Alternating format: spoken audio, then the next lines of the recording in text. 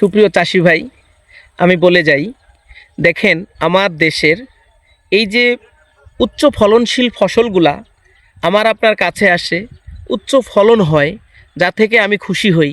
আসলে এই উচ্চ ফলনের পিছনে সর্বপ্রথম আমার সৃষ্টিকর্তা মহান আল্লাহ রাব্বুল আলামিনের হাত আছে এবং উনার প্রচেষ্টা উনি দেয় বিধায় আমি পাই।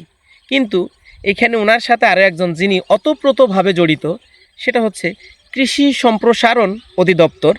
নিজ নিজ উপজেলা থেকে কিছু বীজ আমরা মাঠে আসে এবং তা কৃষি পর্যায়ে বীজ উৎপাদন বা বীজ সংগ্রহের একটা যদি দেখাই, পাশে একটা সাইনবোর্ড দেখেন, যে সাইনবোর্ডটা ওনারা দিয়ে রাখছে যেখান থেকে কৃষক এই গমের জাত, এটা হচ্ছে বাড়িতে 30 জাতের গম, যে গমটা শুধুমাত্র অল্প পরিসরে কিছু জায়গায় করা হয়।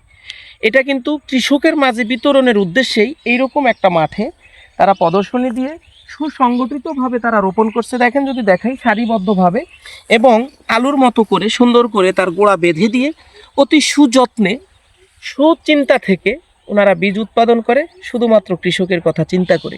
এখানে কিন্তু কৃষক কোনো ব্যয় করে না, কৃষকের কোনো প্রচেষ্টা থাকে না, যেটা কৃষি সম্প্রসারণ অধিদপ্তরের সৎ চিন্তা থেকে এবং কৃষককে অগ্রগতিতে আগায় নেওয়ার জন্য মূলত এই চেষ্টাটা করা হয়। তাই আমরা প্রযুক্তির কথা ভুলে যাব না, প্রযুক্তিকে কখনো অবহেলা করব না, প্রযুক্তিকে সম্মান করব, প্রযুক্তির সাথে চলব, নিজের সফলতা নিজে গড়ার চেষ্টা করব, এই প্রত্যাশাই আমার। ধন্যবাদ।